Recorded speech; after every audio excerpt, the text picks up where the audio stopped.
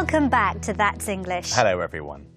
Kieran, if you were the victim of a crime and the police caught the offender, would you like to meet that person face to face? Why not? At least I'd get the chance to tell him or her what I thought of them. Well, today's documentary is about a process called restorative justice, which involves victims and criminals meeting each other. The victim gets a chance to say how they feel, and the criminal can see the impact of their crime. Centuries ago, petty criminals in Britain were put in the village stocks, whilst more serious offenders faced execution. Fortunately, justice systems have come a long way since then, and today's treatment of criminals is much more humane. But despite this, most justice systems still don't meet the needs of the most important people of all in crime: the victims. People who are victims of crime often feel ignored and underrepresented. That's why restorative justice was introduced. It works by arranging face-to-face meetings between the victims and the person who has committed the crime. John Collins is Chief Executive of the Restorative Justice Council, which is responsible for running the programme in the UK. He tells us how the system benefits victims. After a crime, many victims feel they have questions they wanted to ask the offender, or they want an opportunity just to tell them what impact the crime had on them. Through the court process, they rarely get an opportunity to do that. But through restorative justice, they get to meet their offender face to face, to explain things to them, to ask questions and to get answers to those questions. Convicted criminals are invited to join in restorative justice meetings. However, it is not compulsory. John explains why this is.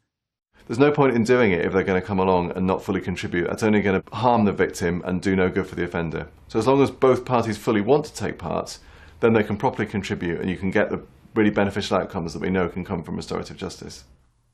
Viv confronted a burglar in her home.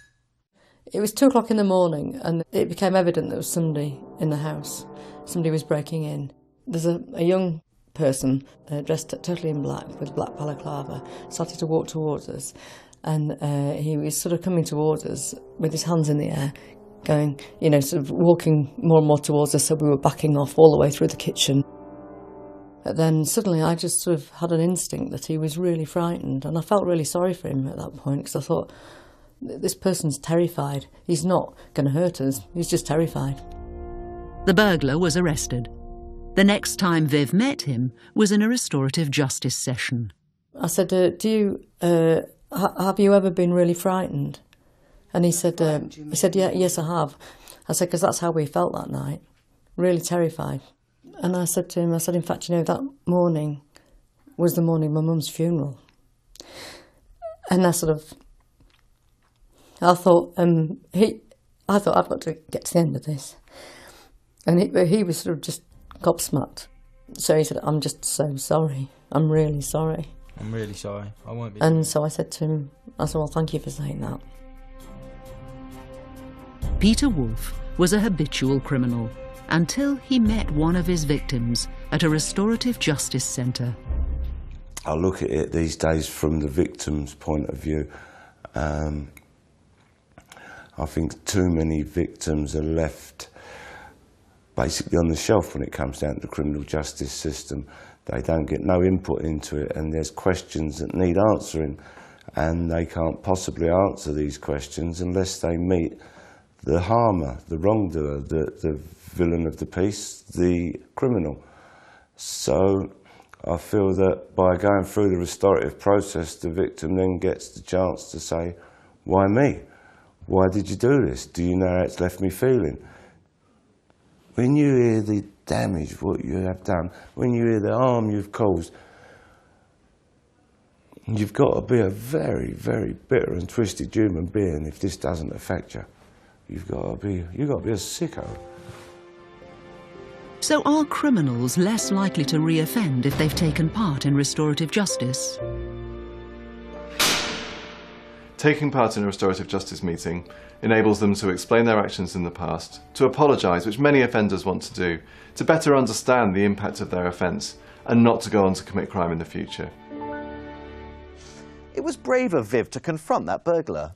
At least he apologised to her. She said he was gobsmacked, very surprised.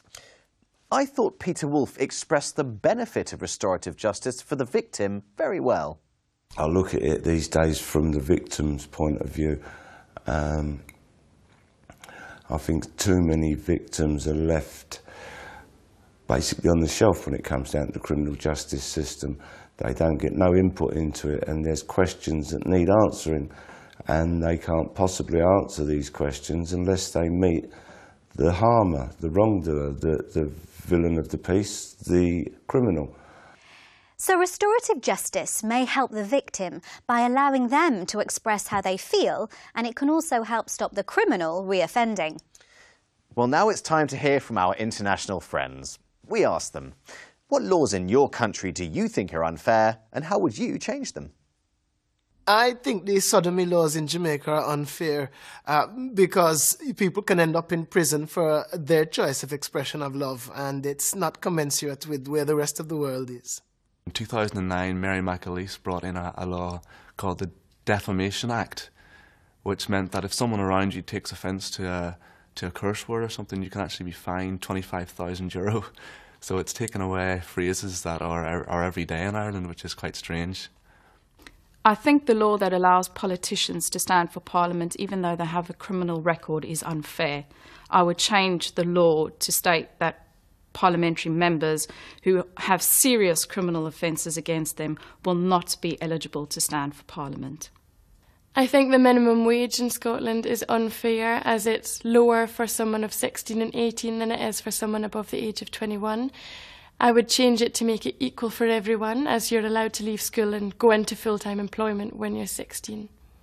The cohabiting laws in the UK aren't very fair, so if you're living with a partner and you're not married and you get separated, the homeowner is the one that is able to take everything. So maybe that's something that needs to be changed. I think the Second Amendment, the right to bear arms, it should be abolished. It's destroying families, it's destroying lives, it's eating America from the inside. The American mentioned the Second Amendment, the right to carry arms, which causes so many deaths in the US. In Ireland, you can be fined €25,000 for swearing or cursing in public. I agree with the South African that people with a criminal record shouldn't be politicians. Absolutely. Now, let's find out what Alex is up to in That's the USA. Today, he's visiting the city of Boston. And he learns about a very typical Boston activity. Rowing.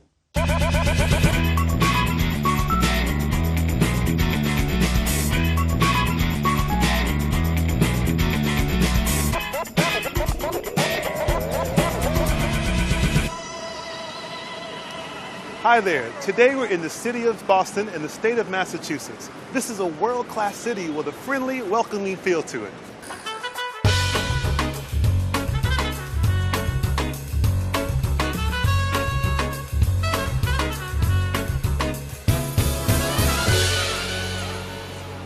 Fountain Hall Marketplace and Quincy Market in the heart of Boston are wonderful places to go shopping or to enjoy a meal with friends. But this area also has great historic significance for Boston. It was here that Boston's Sons of Liberty used to meet.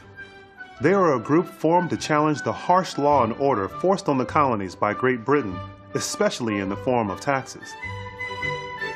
This is a statue of Samuel Adams, one of America's founding fathers.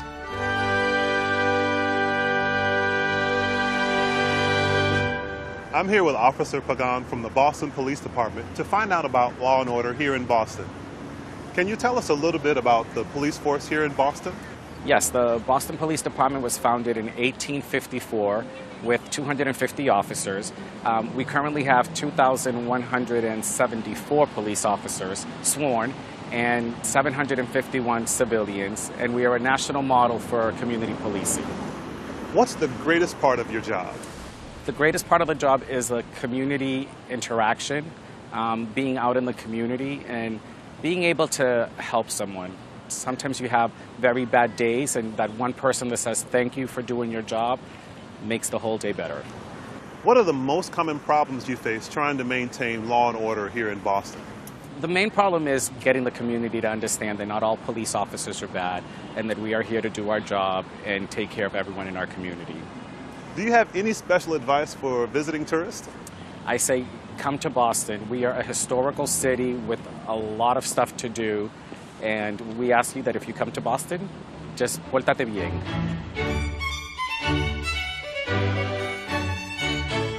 Beacon Hill is the most affluent area of Boston. This neighborhood is known for its elegant 19th century townhouses and narrow brick streets with working gas lamps. The Swan boat ride on the water here has been running since 1877. The two resident live swans, named Romeo and Juliet, are local celebrities. At 240 meters, the John Hancock Tower is the tallest building in Boston. Its glass design shows reflections of the different styles of architecture surrounding it. Established in 1636, Harvard is the oldest university in the United States. Its history, influence, and wealth have made it one of the most prestigious universities in the world.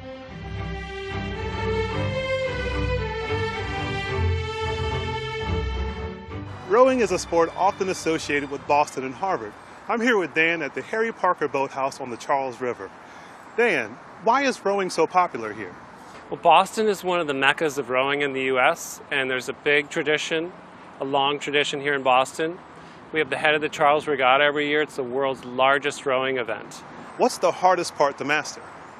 The hardest part, I think you'll find today, is the balancing of the boat. The boats can be very tippy, and even if you're a strong athlete, you first have to learn how to balance the shells. Oh, can we try it? Sure. Oh, great.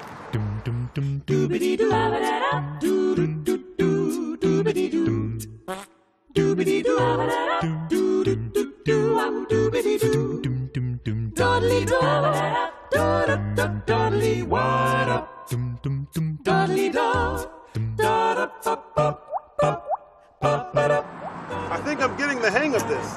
I'm going to make my way up the Charles River. I'll see you next time in Williamsburg, Virginia.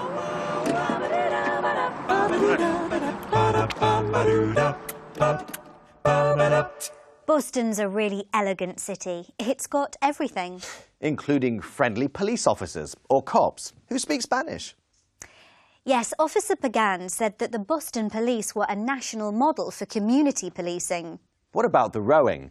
Those boats looked very unstable, or tippy, as Dan said. You know, Alex actually fell in the river just after that last shot. Really? I'm not surprised. Well, I'm afraid that's it for today. See you next time. Bye. Bye-bye.